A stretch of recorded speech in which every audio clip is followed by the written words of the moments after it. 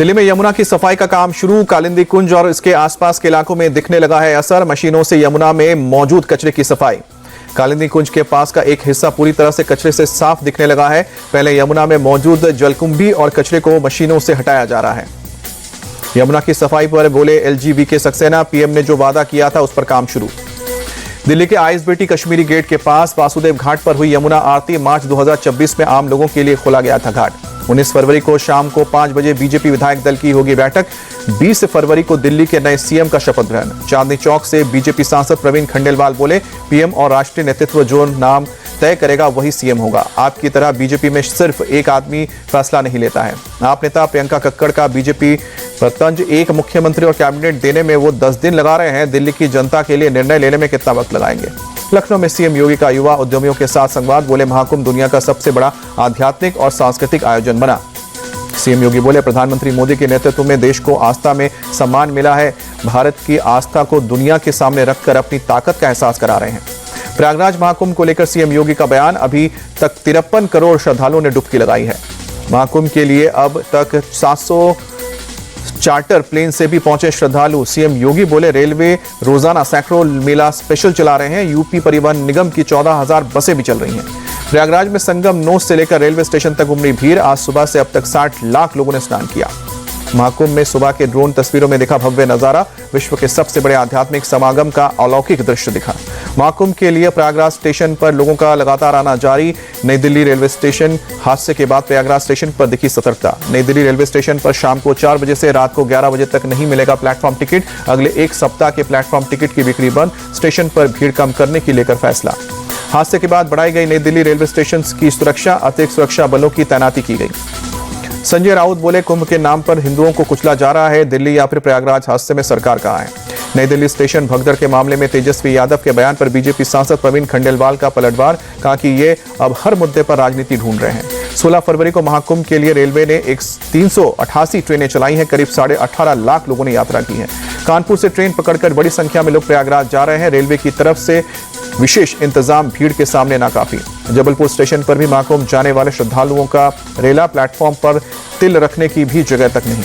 बिहार के नवादा में प्रयागराज जाने वाले ट्रेन पकड़ने के लिए लोगों का हुजूम। स्टेशन पर बड़ी संख्या में पहुंचे लोग। बिहार के सासाराम स्टेशन पर महाकुंभ के यात्रियों की भारी भीड़। प्लेटफॉर्म पर खड़े होने तक की जगह नहीं है। स्टेशन पर आरपीएफ, सीआरपी और जिला पुलिस की अतिरिक्त टुकड़ियां तैनात की गई। पटना से भी प्रयागराज जाने वाले ट्रेनों में भारी भीड़। लोग किसी भी कीमत पर प्रयागराज पहुंचने की कोशिश में।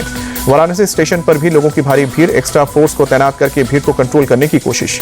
पश्चिम बंगाल के आसनसोल स्टेशन के बाहर भीड़ रस्सी लगाकर भीड़ को रोकने की कोशिश हुई। पश्चिम बंगाल से भी लाखों की संख्या में सनातनी महाकुंभ में जा रहे हैं। दिल्ली एनसीआर में भूकंप के जोरदार झटके।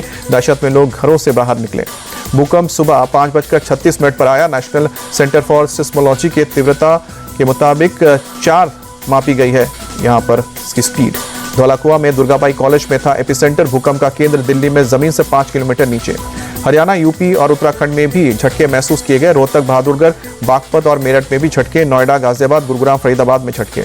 भूकंप आते ही दिल्ली एनसीआर की पूरी जमीन कांपने लगी। लोग डरकर घरों से बाहर निकले। भूकंप से धौलाकुआं में झील पार्क में एक पुराना पेड़ उखड़ा।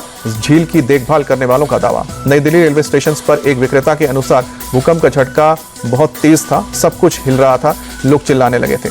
दिल्ली में आए भूकंप के करीब 1.5 घंटे बाद बिहार में भूकंप। सुबह 8:02 पर सिवान में रिक्टर स्केल पर 4 तीव्रता का आया भूकंप। अमेरिका से निर्वासित 44 भारतीयों को लेकर बस अंबाला पहुंची। कल ही तीसरे चरण में अमेरिका ने किया डिपोर्ट। यूपी के विधानमंडल का बजट सत्र कल से। उप मुख्यमंत्री ब्रजेश पाठक बोले, बजट पर चर्चा से भी सदस्य हों शामिल।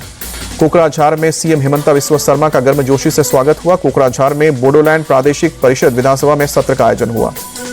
भारतीय हिमालयी क्षेत्र में सतत विकास के लिए स्प्रिंग शेड प्रबंधन का कार्यशाला। देहरादून में नीति आयोग की कार्यशाला में सीएम धामी शामिल हुए। पटना में बीपीएससी 70वीं पीटी को रद्द करवाने के लिए फिर प्रदर्शन। पटना में बीजेपी और जेडी ऑफिस की सुरक्षा बढ़ाई गई।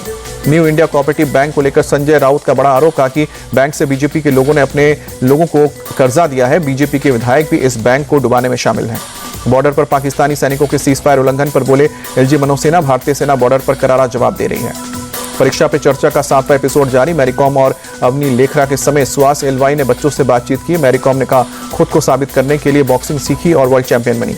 परीक्षा पर चर्चा में आईएएस अधिकारी और पैरा बैडमिंटन रजत पदक विजेता सुहास एलवाई बोले, जहां आगे बढ़ने का जुनून हो उस क्षेत्र को चुनना चाहिए। आपके माता पिता भी इसके लिए सहमत होंगे। परीक्षा पे चर्चा में राइफल शूटर और पैरालंपिक 2 स्वर्ण पदक विजेता अवनी लेखेरा ने भी बातचीत की। कहा कि निरंतरता बहुत मायने रखती है। रोजाना पूरे ध्यान से पढ़ाई करें तो आप इसे बनाएंगे, अपने पास रख पाएंगे। मैसूर में एक ही परिवार के 4 सदस्यों की सामूहिक खुदकुशी से हड़कंप मची। 45 साल के चेतन ने अपनी मां, पत्नी, बेटे को जहर देकर मारा, फिर खुद को फांसी लगा ली। गुजरात के भावनगर में बारात ले जा रही बस में आग लगी। बारातियों को कूदकर जान बचानी पड़ी। बस में रखा बारातियों का सामान जलकर खाक हुआ। भारत में ओलंपिक को लेकर नीता अंबानी का बयान, भारत में ओलंपिक जरूर होने चाहिए। पीएम मोदी ने भी संकेत दिए, भारत 2036 ओलंपिक के लिए बोली लगाएगा। बॉस्टन में नीता अंबानी ने कहा कि हम दुनिया की तीसरी सबसे बड़ी अर्थव्यवस्था बनने जा रहे हैं। दुनिया की 10 सबसे बड़ी अर्थव्यवस्था वालों में से 9 देशों ने ओलंपिक की मेजबानी की है।